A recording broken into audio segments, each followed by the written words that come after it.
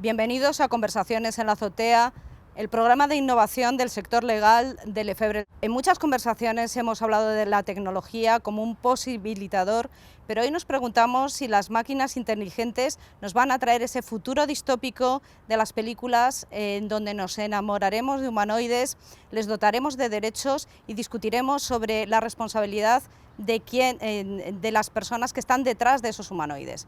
Todas estas son cuestiones legales y sociales que nos interesa discutir en esta conversación de hoy, en la que contamos en primer término con Ramón López de Mántaras, director del Instituto de Inteligencia Artificial del CSIC.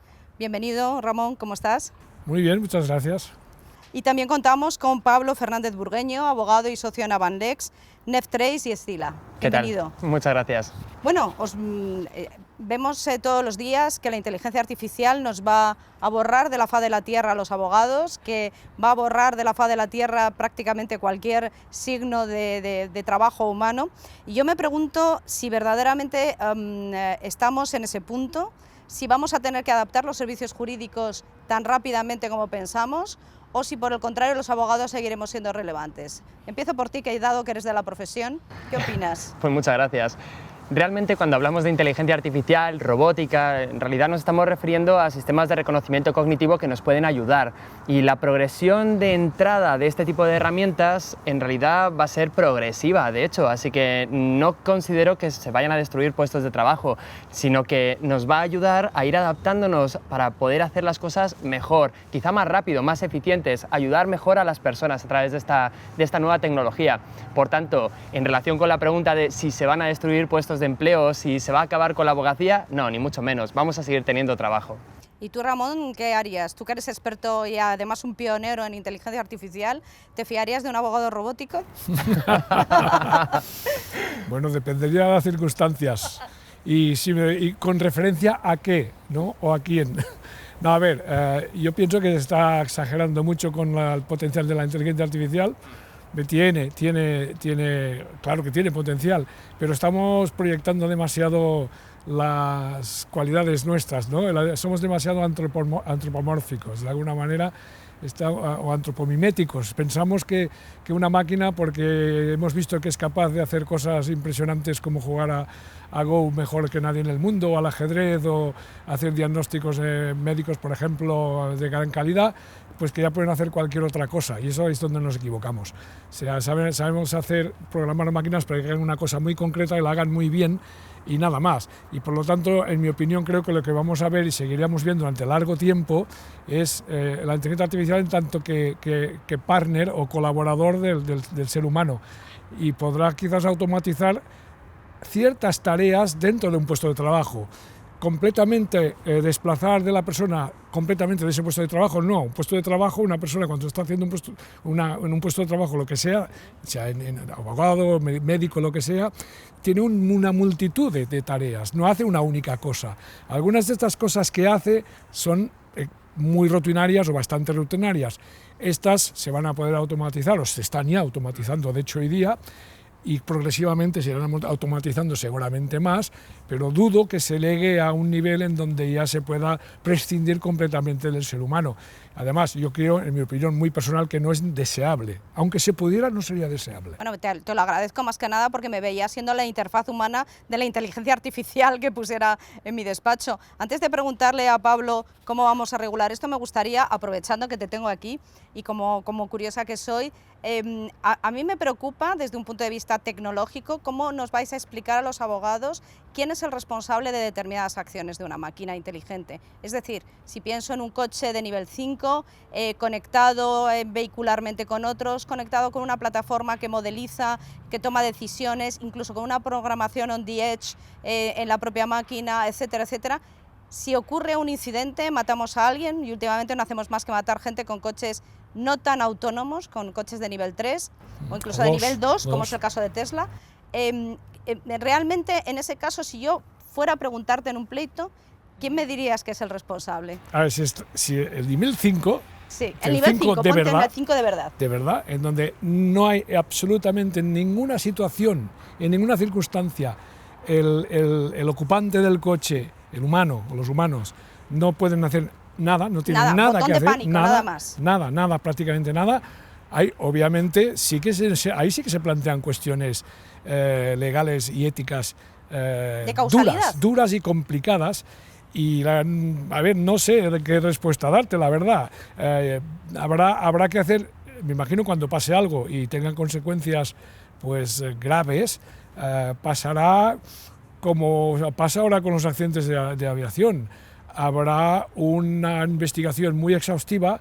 El coche, posiblemente, el vehículo autónomo, tendrá una especie del equivalente de una caja negra que habrá registrado todo, y habrá que estudiar la situación, a ver, que falló un sensor, fue un fallo de software, fue un fallo de qué es lo que falló, y a lo mejor la responsabilidad será compartida, a lo mejor nunca se podrá singularizar en una cosa concreta, igual es un cúmulo de circunstancias, no sé, es que es un tema muy complejo. Pero ¿a qué es bonito, verdad? Bueno, claro que sí, y hay que pensar ya en ello, aunque el nivel 5 me extrañaría si es que se llega a hacer, porque no todo el mundo piensa que debería llegarse al nivel 5, pues quitarías el volante y los mandos de coche, no, sería como el salón de tu casa, un coche, nada, un poco más pequeñito, bueno, depende de la casa. Pero vaya, básicamente yo no sé si eso llegará, y si llega, dudo que llegue antes de 15 o 20 años. O sea, no estamos hablando de corto y medio plazo. Bueno, entonces nos da tiempo, Pablo, a decidir cómo vamos a organizar esto desde un punto de vista legal, porque claro, yo soy la persona atropellada, me enfrento con un coche y claro, demando al fabricante de los sensores que está en Singapur o al fabricante, al diseñador de la inteligencia artificial. ¿Tú cómo crees que desde un punto de vista legal vamos a solucionar el problema de causalidad que nos generan? Totalmente. De hecho, en relación con esto, es ahora el momento de empezar a plantearse estos aspectos, porque lo maravilloso de las probabilidades de que pueda suceder algo a futuro es que realmente ese futuro puede llegar a ser presente, y es el momento de planteárselo. Yo me lo plantearía a través de 4 vías de análisis para crear normativa.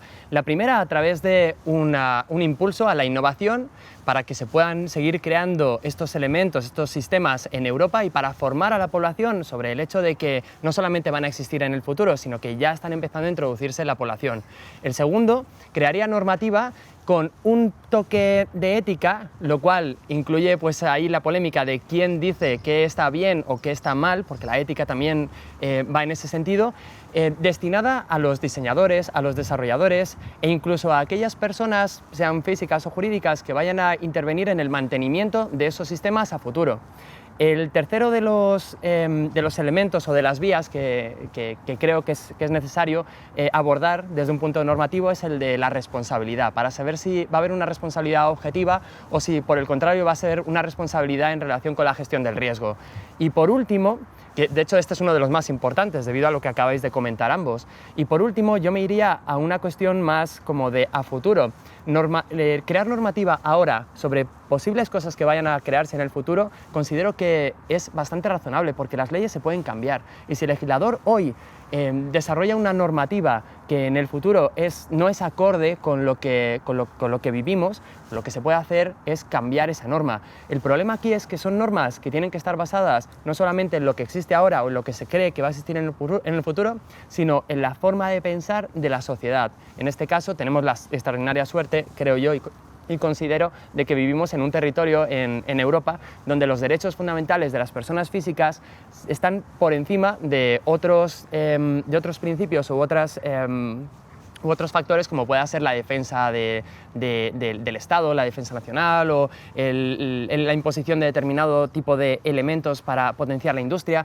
En este caso España, creo que éticamente, Europa en general, está posicionada mejor que en otro tipo de... Me interesa mucho que hables de personas físicas, porque anda por ahí danzando un concepto que es estos entes ciberfísicos inteligentes y conectados, que todos hemos visto en películas, todos nos hemos enamorado de los replicantes de Blade Runner y todos nos hemos sentido filosóficamente cercanos a ellos, pero primero, cómo estamos de cerca de la singularidad, y segundo, cómo estamos de cerca de poder plantearnos, y empiezo por ti, Ramón, de poder plantearnos una verdadera carta de derechos de estos entes ciberfísicos humanoides, porque siempre pensamos que se parecen a nosotros. Empecemos por eso que se llama singularidad. Por favor, y explícalo, que yo creo que es muy necesario. Sí, se llama la singularidad tecnológica aquel momento en el tiempo en donde habrá superinteligencias artificiales que harán que los seres humanos seamos obsoletos. Harán todo. Matrix. Incluso harán la investigación científica. Sí. Incluso a eso. No, hay una película más prototípica de eso, es Transcendence. Sí, maravillosa. Que lo que pasa es que ha tenido poco eco, no sé por qué, ha tenido muy poco éxito y está muy bien. Esta sí que plantea lo del transhumanismo y que nos trascienden a nosotros, por eso la película se llama Transcendence, ¿no? Bueno, pues yo la singularidad no me la creo, es decir, ni más ni menos, así de claro, ¿no? Yo cuando digo no me lo creo, cuando digo que algo no lo veo probable y tal, no estoy hablando a cientos o miles de años vista, cuidado, ¿eh?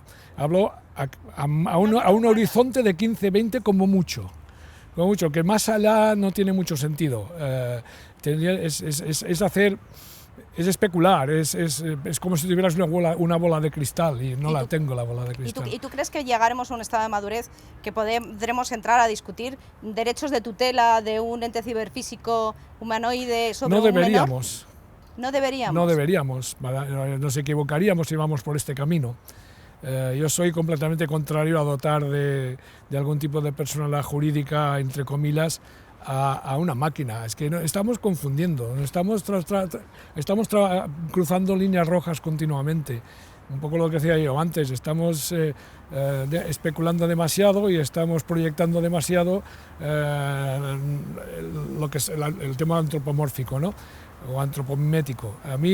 Yo pienso que, y espero, y yo lo que poco que puedo contribuir con mi investigación en inteligencia artificial, es que la inteligencia artificial del futuro vaya siempre como partner de la inteligencia humana. Insistimos, el factor humano y lo que llaman en inglés Human-Centered AI, es inteligencia artificial centrada en la persona o en el ser humano. Pensar en la inteligencia artificial como una herramienta de ayuda. Sí, como una commodity, como algo más. Sí, también, si quieres, pero no creo que sea conveniente incluso ir más allá. Aunque fuera científicamente posible, yo lo objetaría que se fuera por ahí. ¿Tienes la sensación, y ahora os pregunto a los dos, comienzo por ti, porque te queda más cerca, ¿tienes la sensación que en los desarrollos de inteligencia artificial la ética o la visión ética sobre si ese desarrollo tiene sentido o no, o si se debería de seguir haciendo o no, no se toma demasiado tarde, no se debería de tomar antes? ¿Te refieres a dotar de aspectos éticos a un sistema de inteligencia artificial? No, ¿O valores, estoy hablando si te planteas éticamente si determinados desarrollos deben de ser realizados o no. Sí, yo me lo planteo, y hace años que me lo he planteado esto, mucho tiempo hace que me lo he planteado y he tomado mi determinación, yo tengo mi decisión tomada desde hace mucho tiempo y yo no voy a ir por ese camino. Ha habido una iniciativa que se ha hecho pública de una confederación de laboratorios de inteligencia artificial que se plantea así, con ese nombre, y donde lo que se enfatiza es que esté centrado en el ser humano. Y se está insistiendo mucho, y hay como 600 o más firmantes de esta carta abierta, de esta declaración hacia el futuro de la inteligencia artificial en Europa, y diciendo que hay que mantener las máquinas separadas del ser humano, que no tenemos que mirarlas como sustitutos, sino como herramientas, colaboradores, coworkers, co-trabajadores y como herramientas. Y esto, pues, creo que por lo menos desde el punto de vista de mi ética personal, es lo que hay que hacer.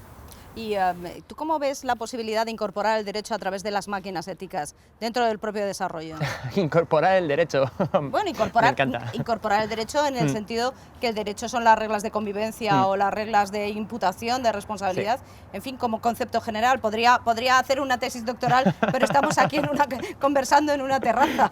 De hecho, he estado pensando mucho sobre ello, sobre todo en relación con los coches autónomos, sobre quién tiene que decidir sobre qué acción va a tomar a futuro un coche determinado ante una eventualidad, ante un evento.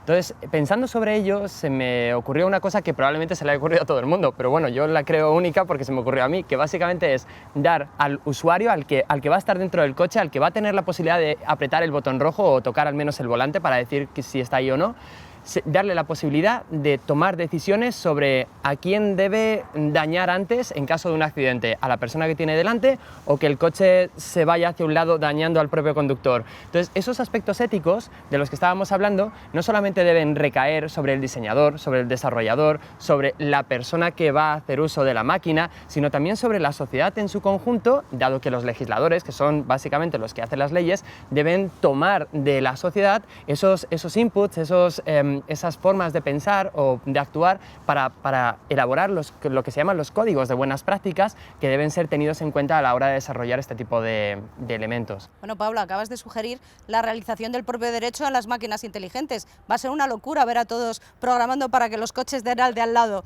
Claro, es que es lo que pasará, ¿no? Efectivamente. Dirán, no, que preserven a mí y a los ocupantes de mi coche, claro, y a mi familia y a mis hijos, y que dañen a los demás, y todos harán esto. Claro. Bueno, por eso es tan interesante continuar la conversación fuera de los límites de esta terraza, de esta azotea, y vamos a recibir una pregunta al respecto. ¿Está el sector legal preparado para lo que se nos viene? ¿Vamos a estar preparados para reaccionar a la velocidad a la que se mueve la tecnología? Tal y como está configurado el sistema normativo, el ordenamiento jurídico, sí que considero que tenemos herramientas suficientes para dar respuesta a todos los incidentes. O sea, no podemos decir que hay vacío legal o que está sin regular, porque todo está regulado. Así que si no nos podemos centrar en una norma que de forma expresa indique quién tiene la responsabilidad, siempre habrá, pues, por ejemplo, un hecho anterior que se pueda aplicar, los principios generales del derecho. Podemos ir a algo que nos permita dar la solución.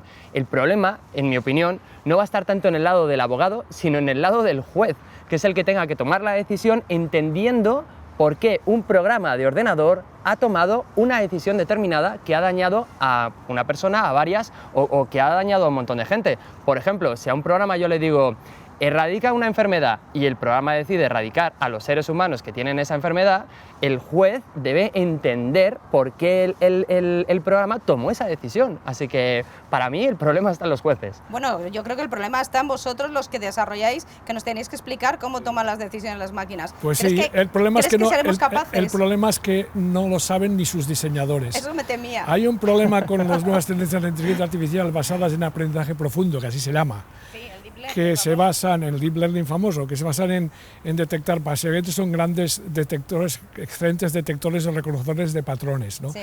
Que son cajas negras, y es imposible encontrar la explicación de por qué hacen bien algo cuando lo han hecho bien o por qué han fallado.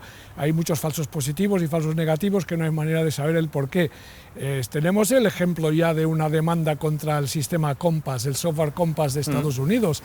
Un señor que, pues bueno, que se vio perjudicado por una sentencia de un juez, y el juez se había basado en la sugerencia de este software. Es un software que evalúa la probabilidad de reincidencia. Sí, la probabilidad de reincidencia, efectivamente. Y bueno, entonces él apeló y dijo, a ver, estoy en indefensión, no estoy de acuerdo, porque quiero una explicación del porqué de esa decisión, y no se le pudo dar ninguna explicación porque no había manera de saber en qué se había basado este software para llegar a esta decisión. Y entonces ganó la demanda, y el afectado, ¿no? Eso es un ejemplo solamente, pero yo creo que es muy ilustrativo de lo que decíamos, ¿no? Desgraciadamente, y no tendría que ser así, el juez en cuestión o los jueces que utilizan este sistema pues no entienden qué hay allí, y no se dan cuenta de que aquello no, lo que sale de allí no es, como la expresión esa en castellana, no va a misa. Es decir, la probabilidad de que se equivoque es altísima este software, y por lo tanto lo que no puedes hacer es así, creértelo a ciegas. Hay que razonarlo, hay que investigarlo más y tomar realmente la decisión, y la decisión tiene que ser del juez, y el juez sí que será capaz de justificar eventualmente el por qué tomó esa decisión, con lo cual el pleito, o sea, la demanda del afectado, ahí no habría problema. Ahí el juez no puede decir, lo ha dicho la máquina. Sí. No, eso no vale. Tiene que él argumentar claramente y en unos términos claros el porqué de la decisión. Bueno, habéis dicho cosas muy interesantes los dos y realmente siempre hacemos al final de las conversaciones una pregunta, que es cuáles son los retos, las oportunidades y las amenazas. Habéis dicho muchos retos, muchas oportunidades y muchas amenazas. En 30 segundos, decidme cuáles son los que creéis más importantes, empezando por ti, Ramón, y terminando por Pablo. ¿En el contexto de derecho o en general? En el contexto del derecho, que ya que estamos aquí en el mundo jurídico, pues... el grado de autonomía que estemos dispuestos a dar a un sistema de inteligencia artificial, a un robot, a una máquina en general. Esta es la cuestión. Para mí esta es la cuestión de fondo. Si estamos dispuestos a limitar su autonomía, las decisiones siempre estarán, en última instancia, siempre será una persona. Y por lo tanto nos evitamos todos estos problemas, muchos de los problemas que estábamos comentando.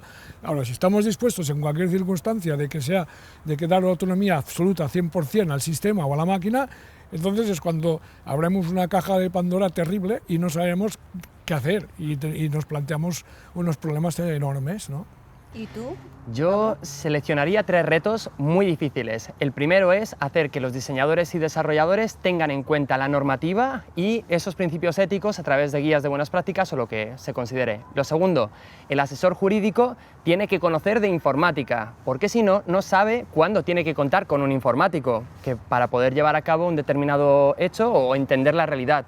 Y lo tercero, sistemas de inteligencia artificial ahora están creando una sensación de que se está yendo hacia una injusticia social. Por ejemplo, en determinadas circunstancias hay máquinas que deciden a favor de aquellas personas que tengan capacidad de poder comprar o poder adquirir determinado tipo de elementos, pues, por ejemplo, para mejorar la genética de la familia, etc. Entonces, yo sí que iría a través de un sistema que apoye la erradicación, si es posible, que no lo creo, de esas injusticias sociales creadas por sistemas de inteligencia artificial.